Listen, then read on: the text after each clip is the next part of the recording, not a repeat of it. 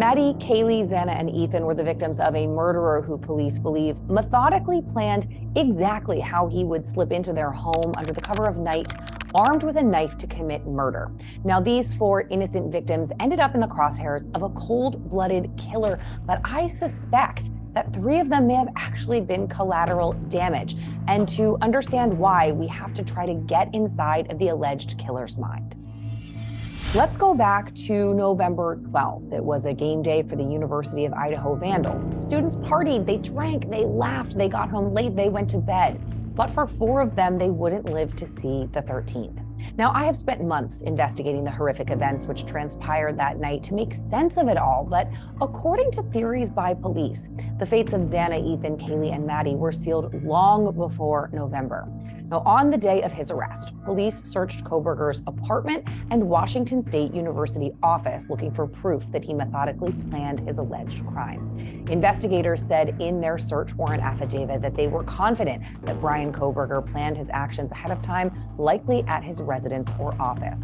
Now, police firmly believe that the quadruple homicide was premeditated and not something that just happened in the heat of the moment. But what does premeditation look like? Well, in this case, detectives think that the suspect made plans by researching other violent assaults like stabbings, as well as ways to avoid getting caught. They also believe that Bryan Kohberger stalked the residents of 1122 King Road for weeks before the murders. We're looking here at the back of the house. Screen still on the ground. Dylan's room. It's a common space.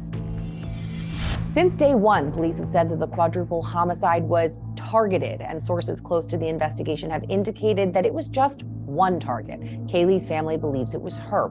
But how did one target become 4 bodies and also leave 2 survivors?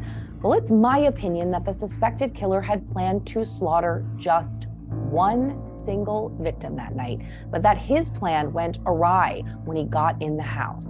Now, based on everything I know about the case, I am fairly confident Xana and Ethan were collateral damage, as well as one of the other 2 victims, but I'm not sure just who quite yet. It seems that the alleged killer may have been obsessed with only one of the girls in the house. A source with knowledge of the investigation recently told People magazine that Kohberger's phone contained multiple images of one of the victims. So it's my opinion that law enforcement will likely find more images and information in their digital investigation that will zero in on a single victim. Now, the source also told the outlet that Kohberger followed Kaylee, Maddie, and Xana on social media, but repeatedly messaged only one of them. Now, on the night of the murders, the surviving roommate first heard noises of the intruder on the 3rd floor. That is where the killings most likely started. Bearing that in mind, I think either Kaylee or Madison were the intended target, and the other was just killed because of sheer bad luck because they were in the same room.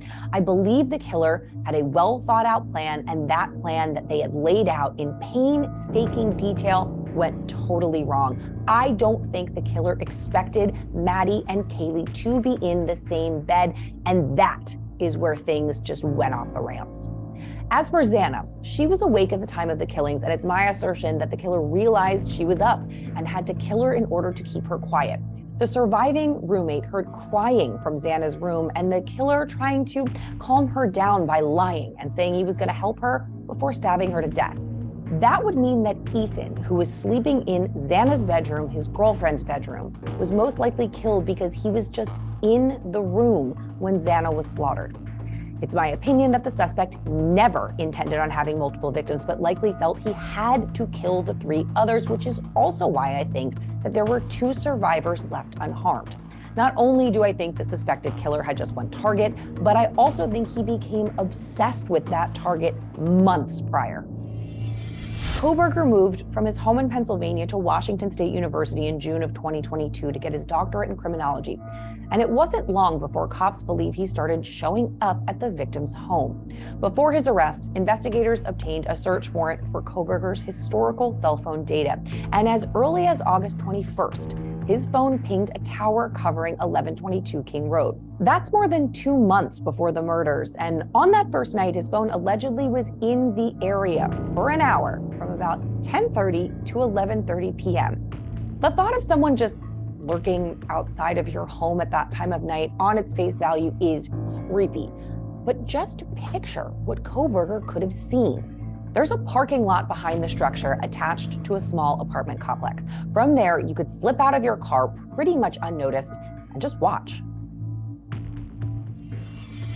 That vantage point looks directly into Kaylee's bedroom, into Maddie's bedroom, into the kitchen and the living room. Based on phone records, police believe Kohberger went to the home and watched the house, not once, not twice, but 12 times from late August until November. Where I'm standing is the vantage point that the alleged killer would have had if he parked back here, which is where the Hyundai was seen and what cops believe happened. And this right here is the foundation to Xana's room.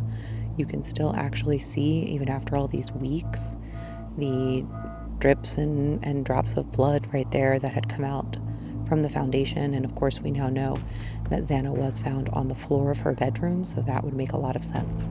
And it seems he didn't just spend time by the house. He is also suspected of loitering around campus.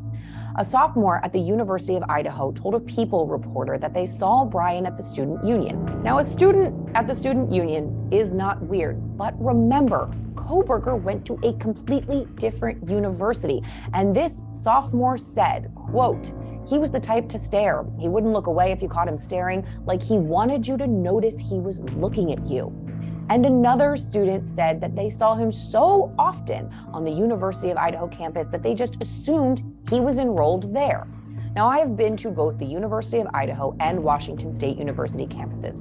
There is no reason that I can think of to just be hanging out at the other campus unless you are there to meet someone, or what I believe happened in this case was to watch someone. Police seized Kohberger's cell phone at the time of his arrest, as well as a computer tower and a Fire TV stick from his apartment to see if he left any kind of search history showing an interest in or planning of murder, violent assault, stabbing, and or cutting of people, as well as details about the home at 1122 King Road, the surrounding neighborhood, or any of the victims or survivors. They're also hoping that his digital devices will offer up clues as to other locations where evidence like the murder weapon may be found. Connecting Kohberger directly to the knife used in the stabbings will be key for prosecutors. His DNA was already allegedly found on the snap of the knife sheath, according to law enforcement, but that is still not the knife itself, not the murder weapon. The knife used in the slayings had to be obtained from somewhere, and police believe that Kohberger went out and bought it sometime before the crime. Investigators may have found evidence of this already. The search of Kohberger's apartment turned up a Walmart receipt as well as 2 Marshall's receipts. Now, these receipts hold some significance. When cops execute a search warrant, they can only look for a specific list of items pertaining to the crime, and they only seize materials believed to have probative value in the case. Now, to be crystal clear here, we don't know what was on these receipts, what specifically he bought at Walmart, but Walmart does sell fixed blade K-bar knives, and a K-bar knife sheath was left at the crime scene, and the medical examiner confirmed the 4 victims were killed by a fixed blade knife. Bryan Kohberger is a unique suspect because he has a long-time academic interest in crimes and criminals. His master's degree is in criminal justice, and he was a criminology PhD student at the time of the murders. So his academic research into the criminal mind goes back years as part of his master's program at DeSales University. Now, there, Kohberger studied under world-renowned professor Katherine Ramsland, and true crime junkies will no doubt recognize her name. She has done extensive research into the minds of serial killers, specifically her relationship and book on BTK. Kohberger also conducted a research project into convicted criminals, and he asked them a series of survey questions. For a criminal justice researcher, these questions are kind of par for the course, but in light of the crime that he has been accused of, some experts have suggested that Kohberger may have been trying to study the mistakes and the minds of other criminals to create a blueprint for himself. Now, let me show you an example of some of these questions. Now, these are his specific questions. Why did you choose that victim or target over others? What was the first move you made to accomplish your goal? Did you prepare for the crime before leaving your home? Knowledge of the quadruple homicide now makes these questions in retrospect seem sinister and not academic, and I want to point out the usage of the term goal here. We're talking about crimes, sometimes violent crimes, being referred to as a goal, a term most of us consider to be positive. So is that how Bryan Kohberger views violent crimes, as a goal to achieve? Were these questions a method to weed out mistakes before acting on his own violent impulses? I don't know, and we may never know the answer. The answer might not even matter. There's a good chance that this survey will not make it into trial, so a jury may never hear it. But if a judge does allow it in, the defense may utilize it as a way to plant the seed of reasonable doubt by explaining away all of this research or any research or Google searches found into violent stabbings, potentially on Kohberger's devices, as simply just him doing his schoolwork. It will ultimately be up to a jury to decide whether the suspect is a premeditated murderer or an innocent criminology student. But if Kohberger is convicted and sentenced to the death penalty, he may face a firing squad. If you enjoyed this video, don't forget to like and subscribe.